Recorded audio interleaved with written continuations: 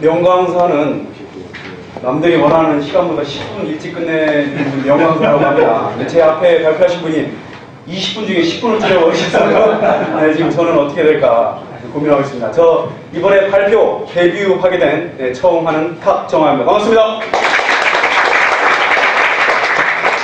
네, 좀 하려고 하는데요. 제가 좀 떨려서 기지개 좀 켜고 하겠습니다. 혼자 하면 좀 그러니까 같이 한번 기지개 한번 좀 켜주시기 바라겠습니다. 네, 깔 켜주시고 한번 기지개 한번 쭉! 네, 왼쪽으로 쭉 켜주시고 네, 뒤로 한번 쭉 넘겨주셔서요. 네, 어깨 한번 좌우로 앞으로도 쭉쭉 들어주시겠습니다. 네, 고개도 한번 좌우로 한번 돌려볼까요? 왼쪽으로 좀 편안하게 천천히 한번 돌려볼게요. 천천히. 네, 천천히 한번 돌려보겠습니다. 네, 우리 또 장기간 오래 계셨기 때문에 우리 뇌에 또 산소 공급 좀 해주셔야 됩니다. 네, 조금씩. 네, 그래서 자유롭게 프리스타일로 이제 풀어주시면 되겠습니다. 네, 그러면 이번 강의 시작하도록 하겠습니다. 네, 이번 시간은 제가 할 것은 30번째입니다. 네, 뇌파를 시작하기 전에 일단 한자로 한번 써보겠습니다. 제가 좀 이게 재밌으라고 좀 해봤는데 한번 봐주시기 바라겠습니다. 이 한자를 쓰다 보니까 재밌는 현상이 발견됐습니다. 네, 제가 글씨는 좀 못 쓰는데 좀 이해해 주십시오. 네, 사람 몸의 뇌에서 일정한 주기가 나오는데 이것을 우리가 주파수라고 해서 이 주파수를 어떤 기계로 측정한 것을 우리는 뇌파라고 한다라고 제가 그냥 만들어봤습니다. 그래서 전혀 근거 없는 겁니다. 그래서 저희 박사님께서 안 좋아하시는 바로 이 근거 없는 얘기 여기까지만 하도록 하겠습니다. 그래서 지금부터는 우리 박사님이 좋아하시는 근거 있는 얘기, 책에 근거한 얘기, 논문에 근거한 얘기만 하도록 하겠습니다. 네, 일단 제가 순서를 정해서 가도록 하겠습니다. 첫 번째는 뇌파의 기초부터 들어갑니다. 그리고 두 번째는 뇌파의 측정 하도록 하겠습니다. 네, 그리고 세 번째는 뇌파의 종류가 들어가겠습니다. 그리고 대표적인 뇌파인 수면 뇌파를 알아보겠습니다. 네, 그리고 마지막 다섯 번째는 이상 뇌파까지 한번 가보도록 하겠습니다. 일단 이렇게 잡고 들어가겠습니다. 일단 뇌파에 대해서는 우리 아까 좀 전에 말씀하신 것처럼 겉표지에 나와 있습니다. 겉표지에 나와 있을 정도로 중요한 부분이고 현대의학에서 예전에는 좀 부정확했는데 많이 정밀도가 높아지면서 이제 많이 저희 쪽에서 이제 공부하게 될 정도로 좀 나와 있는 겁니다. 그래서 오늘은 요거만 알아가시면 좋을 것 같습니다. 첫 번째 뇌파의 기초는 우리 전에 대뇌 거치를 안 그렸기 때문에 제가 가볍게 좀 그려보고 가겠습니다. 우리 대뇌 거치에서 요게 두피가 되면 요게 바로 두개골이 됩니다. 그러면 이것과 요 사이에 요게 경질막이면 이게 뭐죠? 연질막이고 요 사이 안에 있는 것이 바로 이 거미막 기둥들이 이렇게 잘 못 그리지만 제가 체계로 잘 그리도록 하겠습니다. 이런 것들이 있고 이 밑으로 세포들이 있습니다. 우리 피라미드 세포를 제가 한번 잘 그려보도록 하겠습니다. 쭉 잘 안 그려지네요. 피라미드 세포들을 조금 그려보도록 하겠습니다.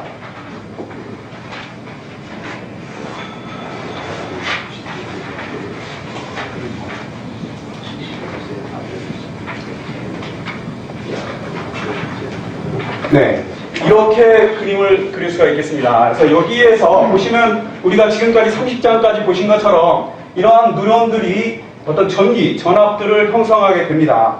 특히 이쪽 가지 쪽과 그리고 이 연적 부위, 우리 시냅스가 연결된 요 부위에서 많은 전압들이 나오는데 요걸 좀 더 제가 조금 더 확대해서 그리면 우리가 보통 이중막이 많이 가볍게 그냥 그리도록 하겠습니다. 안쪽이 마이너스, 뒤쪽이 플러스. 여기는 이 가지에서 우리 그 나트륨하고 칼륨의 그 작용에 의해서 나트륨이 들어옴으로 해서 이쪽이 이제 플러스. 그리고 여기가 마이너스 되면서 이제 탈불극이 되면서 전압들이 형성이 됩니다. 그리고 가지를 넘어서 이제 끝으로 가게 되면 이거는 이제 제가 확대했다고 생각하고 네, 이렇게 그림을 그리도록 하겠습니다. 네, 이 연적 부위를 좀 그리려고 합니다. 네, 연적 부위를. 네, 이 연적 부위에 보면 많은 이온 채널들을 통해서, 네, 여기에서 많은 전압들이 형성이 됩니다. 여기는, 우리가 잘 아시는, 네, 나트륨이라든가, 네, 여기 쪽으로 이제 칼륨이 나오겠죠. 네, 뭐, Cl-라든가 칼슘 플러스, 뭐, 이런 것들이 통해서 어떤 전압들이 형성이 됩니다. 네, 이쪽보다는 이쪽 연적 부위가 많은 부위가 발생을 한다고 합니다. 우리가 그래프로 좀 그려보도록 하겠습니다. 우리가 보통 그래프로 그리려면 신경전달 물질에 대한 얘기를 하죠. 네, 우리 신경전달 물질 중에 대표적인 게 이제 글루탐산이 되겠습니다. 네, 글루탐산 하고 그다음에 억제제는 뭐죠? 가바. 네, 가바가 있습니다. 네, 이 가바를 통해서 한번 그림을 그려보겠습니다. 우리가 보통 네, 이제 글루탐산 이쪽을 보면 EPSP라고 해서 네, 어떤 일정하게 곡선에서 전압을 올려주는 역할, 흥분성을 합니다. 이때 IPSP가 뜨게 되면 억제성이 되면서 네, 일정 다운이 돼서 네, 마이너스 네, 70mV라는 것이 형성이 됩니다. 그래서 네, 흥분성과 억제성에 의해서 네, 전압들이 형성이 되죠. 네, 또 자체 내에서도 이 가지가 네, 두 가지가 만날 수도 있고, 그래서 즉 EPSP가 두 번 더블로 될 수도 있습니다. 이때는 어떻게 됩니까? 아시다시피 네, 곡선들이 네, 여기 똑같이 70mV일 때 네, 하나의 곡선에서 또 하나의 가지가 신호가 오면 더블로 올라가게 되죠. 네, 이런 것들. 네, 그 다음에 또 하나의 ISP 같은 경우도 네, IPSP 같은 경우도 네, 70에서 80까지 조금 떨어지는 거 하나랑 더블로 겹칠 때는 조금 더 네, 이렇게 떨어지는 곡선들이 형성이 됩니다. 그래서 이러한 것들이 종합돼서 이러한 종합들을 사방 6cm 제곱에서 모아서 이게 머리 두피니까 여기에 접지점을 딱 재서 네, 전선을 연결해서 증폭한 것을 우리는 뇌파라고 합니다. 영어로 깁니다. 엘렉트로 안스퍼로 그래. 네, 그래서 그냥 간단하게 EEG라고 합니다. 네, 이렇게 해서 네, 뇌파의 기초에 대한 말씀 네, 드렸습니다. 네, 두 번째 측정 방법에 대해서 알려드리겠습니다. 네, 측정은 우리 이 두피에다가 바로 선을 연결해서 하죠. 그래서 제가 그 적정 부위를 간단하게 설명을 드리겠습니다. 사람 얼굴 그리겠습니다.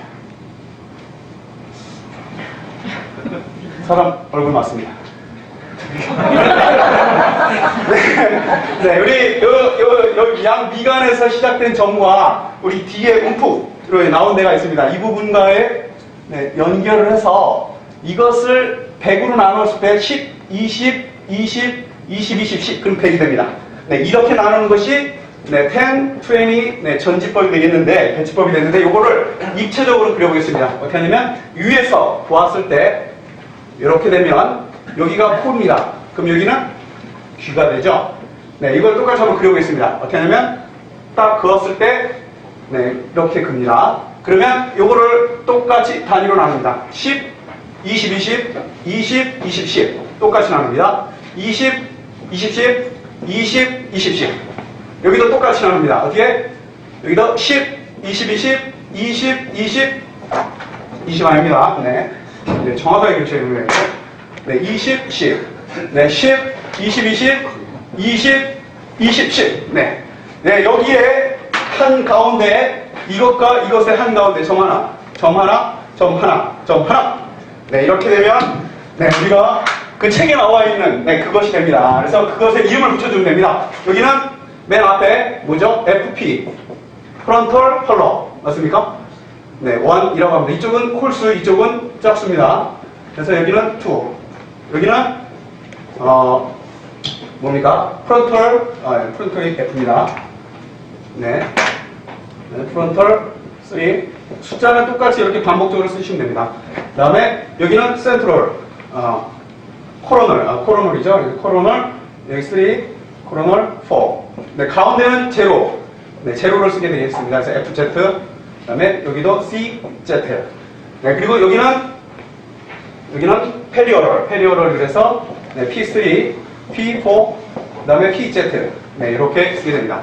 그리고 여기 템포럴이라고 해서 템포럴 3, 템포럴 5 여기는 템포럴 4, 템포럴 네, 6 그 다음에 맨디는 occipital 그래서 O1, O2 네, 이렇게 하게 되고 네, 이쪽은 네, F7, F5, F8 네, F8 네, 이렇게 하시면 되겠습니다. 그래서 이 정확한 점을 찍고 네, 이 주파수 이걸 검사를 하셔야 됩니다. 여기서는 두 점을 이어서 네, 이것의 전이차가 어떤 파동이 발생을 합니다. 네, 여기와 여기 뭐 이런 것들 여기와 여기 네, 이런 것들이 우리가 보통 볼 수 있는 파입니다.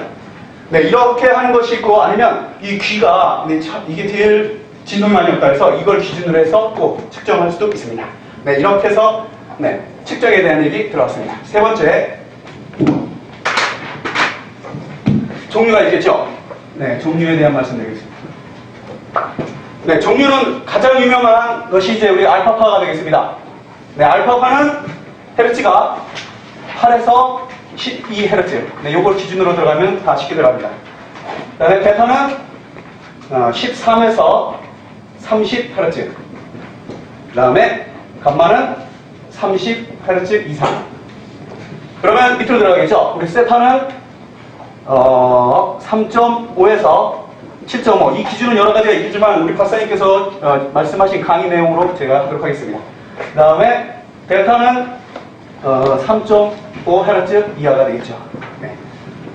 네. 특징을 보면 일단 파가 1초 내에 8개에서 12개 들어온다는 얘기죠. 그래서 그리면 됩니다. 알파파는 1초에 12개 그리면 됩니다. 12개.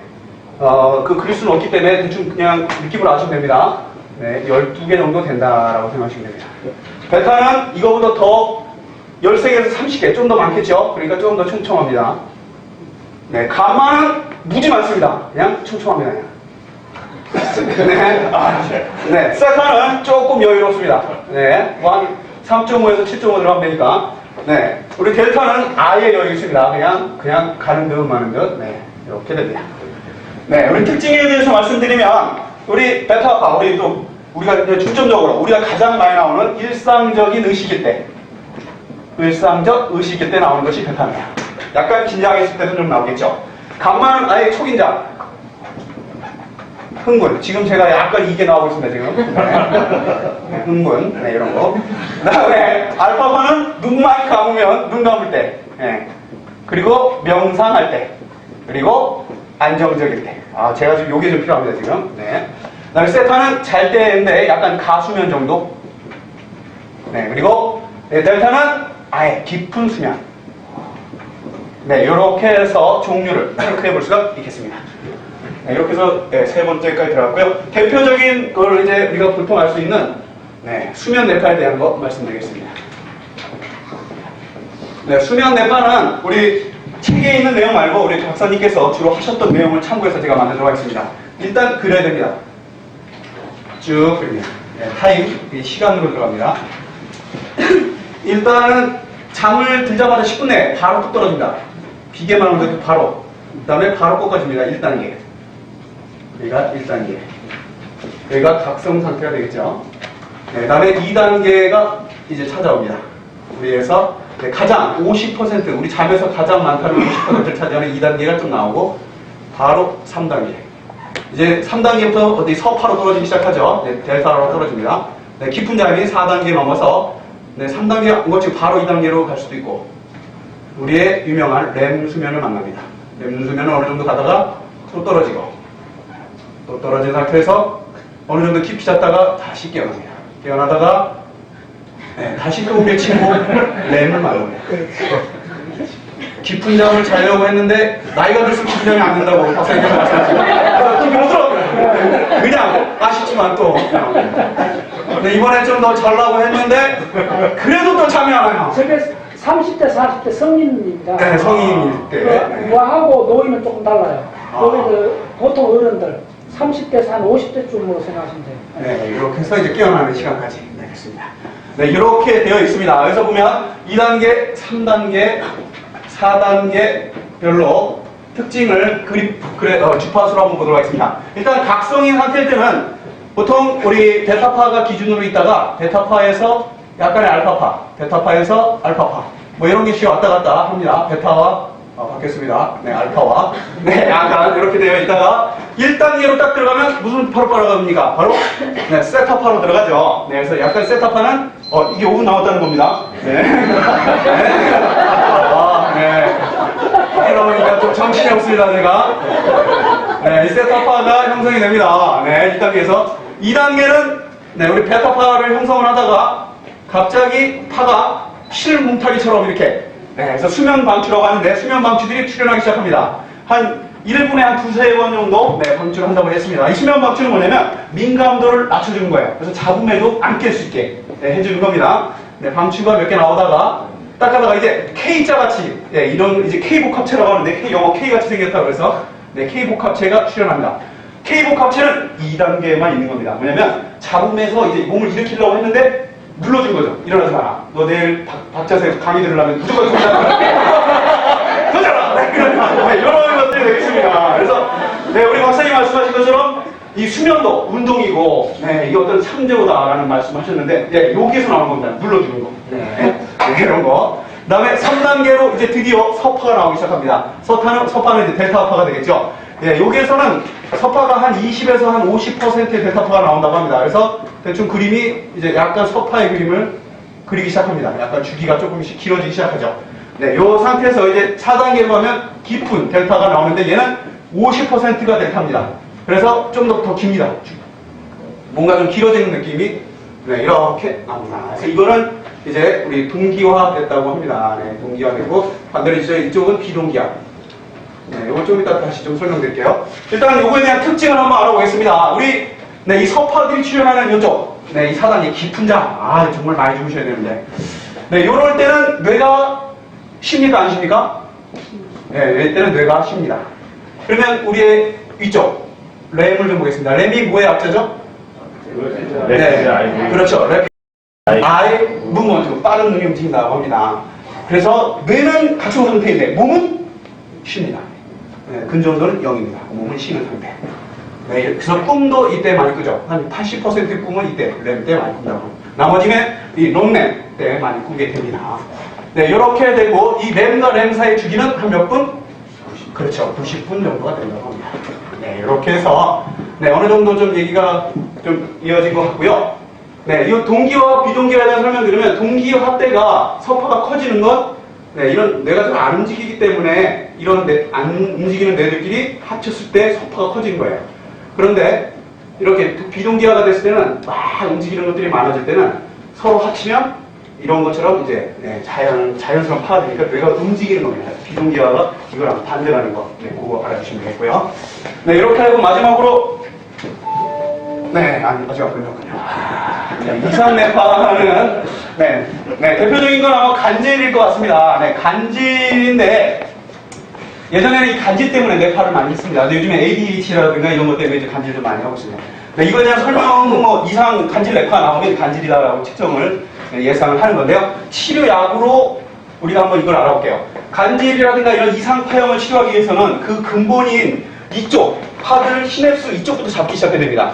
여기에서 아까 나왔던 어떻게 되겠습니까? 이 흥분되는 이 파들을 만드는 EPSP를 줄이면 됩니다. 네, 그래서 EPSP 즉 글루탐산 쪽을 줄이고 그다음에 반대로 억제제인 ISP 뭐라고 했죠 아까? 네, 그렇죠. 가바를 늘리면 됩니다.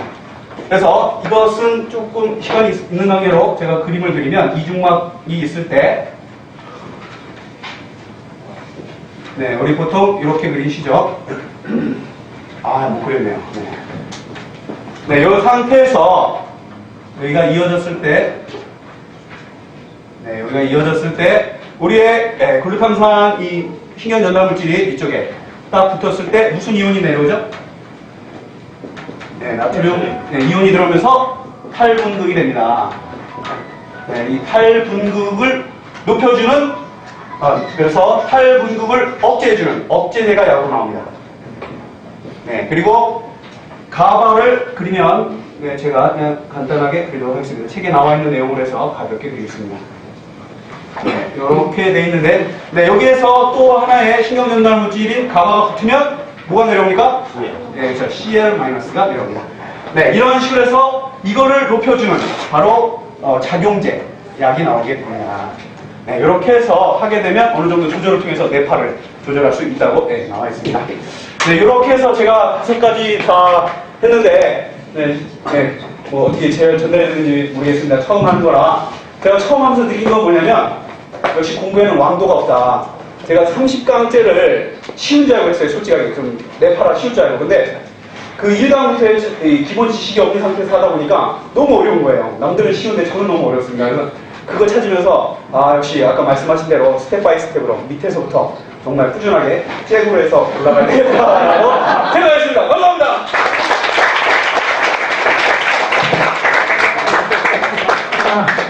데뷔 잘하셨죠?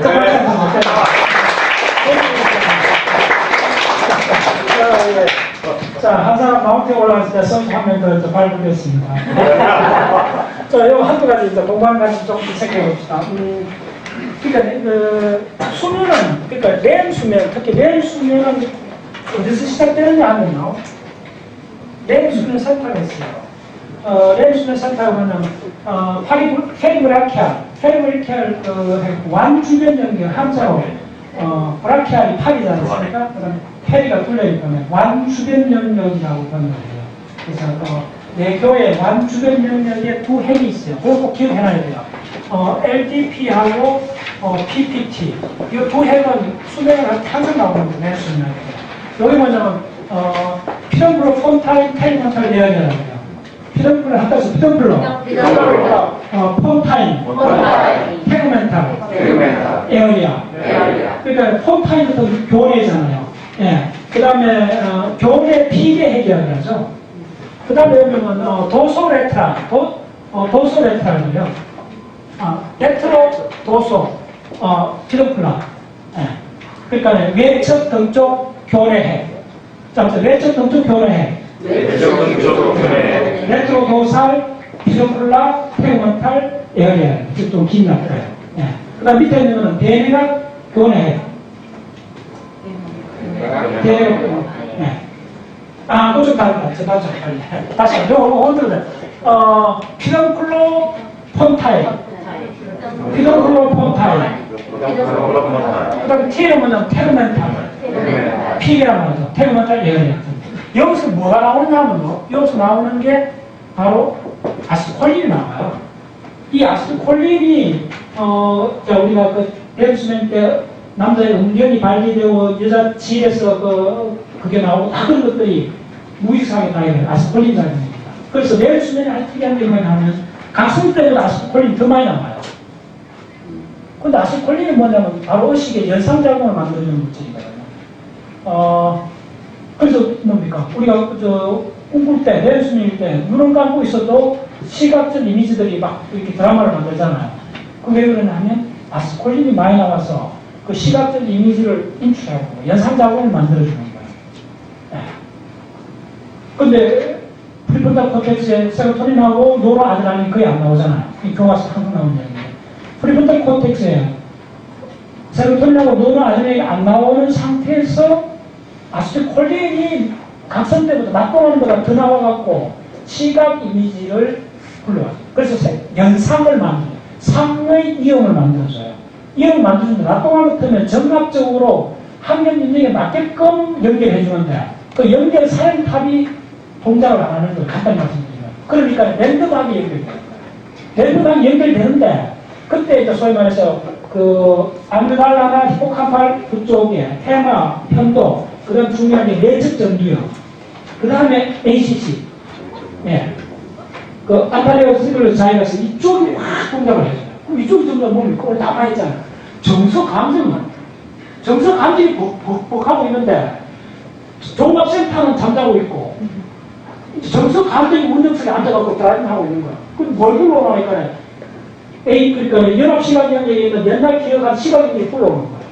불러오는데 시간하고 공간상으로 못 맞추는 거야. 시간하고 공간 정보는 가능한 걸 했죠. 특히 시간 정보는 전년도에 가면 약을 쉬고 있으니까. 그러니까 불러오기는 하는데 불러온 걸 연결을 못하는 거예요. 맥락에 맞춰서 얘기를 못하는 거예요. 그래서 꿈은 예측을 못하잖아요.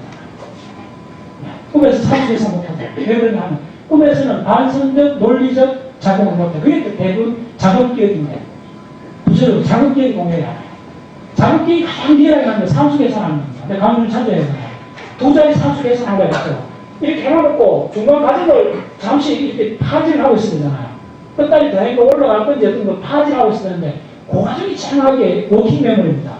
근데 워킹 메모리를 하는 게 바로 배회적 전전도 기술을 하는데 그게 동작을 안 한다고 하면 뭐냐면 세로토닌하고 노아드레날린이 안 나와요. 세로토닌은 뭐냐, 노아드레날린이 뭘 역할을 하냐면 주로 배경 자동 속에서 주목할 만한 거에 주목하게끔 하는 케미칼입니다. 근데 그게 안 나오니까 꿈속에 의도적으로 주목을 못해요. 네. 꿈에서 자기 의도적으로 주목을 잘 못해요. 그 다음에 세로토닌은 주로 뭐하냐면 상상적 가정하고 실제적 가정을 구분해 주는데 이게 안 나오니까 어떻게 됩니까? 꿈하고 현실을 꿈속에서 구분 못하죠. 네, 세로토닌이 안 나옵니다. 그건 뭐 교환성으로 하늘 나옵니다. 나오는데 더 중요한 거는 꿈에서 도미넌트한 뉴로트랜스미터가 아세틸콜린입니다. 아세틸콜린을 확 나와주니까 연상작용에 의해서 많은 그 시각 얘기를 끌고 오는 거야. 끌어오는데 시간과 공간상 맥락에 맞게끔 나이를 못합니다.